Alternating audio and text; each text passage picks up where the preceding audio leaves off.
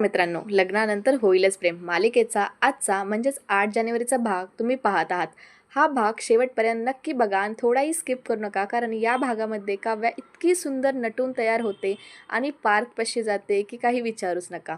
तर मित्रांनो, आजच्या भागामध्ये आपण पाहतो शारदा ही जीवासाठी जेवणाचं ताट घेऊन येते.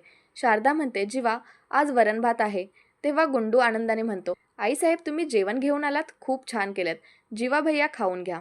जीवा शारदाकडे पाहतो आणि विचारतो, तुम्ही माझ्यासाठी जेवण आणलं? शारदाताई म्हणतात, हो ना, आणलंच, जावई आहात तुम्ही आमचे. वरण भात खाऊन घेतो. भूक लागलेली असल्यामुळे आणि उत्साहात जीवा गरम गरम वरण भातात हात घालतो. हे पाहून शारदाताई म्हणतात, म्हणजेच नंदिनी बरोबर बोलली होती. तिने मला सांगितलंच होतं की जीवा गरम भातातच हात घालणार. तेव्हा शारदा पुढे म्हणते, हा वरण भात तुमच्या बायकोनीच तिच्या हाताने बनवलेला आहे. हे ऐकून जीवा म्हणतो, काय सांगू, मला वरण भात फार आवडतो हे माझ्या बायकोला माहीत आहे, म्हणूनच तिनं पाठवलेला दिसतोय. वरण भात म्हणजे माझा जीव की प्राण आहे. शारदाकडून हे कळताच की वरण भात नंदिनीने बनवलेला आहे. जीवाच्या आनंदाला पहारा राहत नाहीये. तो विचार करू लागतो, नंदिनीने माझ्यासाठी जेवण बनवलं. वाव. शारदाताई म्हणतात, आत्तासुद्धा तुमची बायको बाल्कनीतून पाहत असेल. हे ऐकताच जीवाचं लक्ष बाल्कनीकडे जातं. तो तिकडे पाहतो आणि पाहतो तर काय, नंदिनीही इकडेच बघत असते. पण नंदिनी जीवाच्या नजरेला नजर देत नाही आणि ती लगेच निघून जाते. जीवा मग म्हणतो, नाही आता मला हे जेवण नको. शारदाताई आश्चर्याने विचारतात, असं का? खा ना. शारदाताई पुढे म्हणतात, मी भरवू का तुम्हाला? आई आपल्या मुलाला भरवत नाही का? प्लीज माझ्या हातून खा ना. हे ऐकून जीवा भावनिक होतो. तो खाली बसतो आणि शारदाताई त्याला वरण भात भरवतात. आई माऊलीची माया गाणं सुरू असतं. जीवा म्हणतो, आज मला माझ्या आईची खूप आठवण येत आहे. हे सगळं नंदिनी लपून पाहत असते. तिच्याही डोळ्यात पाणी येतं. तिला वाटतं जीवा खूप टोकाला गेले आहेत मायासाठी. दुसरीकडे देशमुखांच्या घरात वेगळंच वातावरण असतं. बोका झोपलेला असतो, पण त्याला सतत काव्याचा भास होत असतो. काव्या गेस्टरूममध्ये आपल्या बोक्याला झोपवत असते. गुड नाईट बोक्या म्हणते. पार्थ झोपेतून दचकून उठतो. त्याला वाटतं काव्या त्याच्यासमोर होती, पण प्रत्यक्षात तो फक्त भास असतो. पार्थ विचारात पडतो, मला हे सगळं का होतंय? काव्या बोक्याला ब्लँकेटमध्ये घालते, चष्मा काढते आणि शांत झोपवते. पार्थ मात्र झोपू शकत नाही. त्याचं लक्ष सतत काव्याच्या फोटोकडे जातं.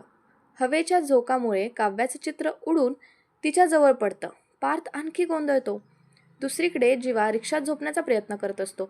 तो म्हणतो, रिक्षात झोपणं कठीण आहे बरं का बाबा. थंडी, डास, पण नंदिनी तुझ्यासाठी काय पण. नंदिनी खिडकीतून त्याला पाहते. तिला खूप राग येत असतो आणि काळजीही वाटत असते. ती स्वतः झोपू शकत नाही आणि शेवटी सोप्यावर तीही झोपू जाते.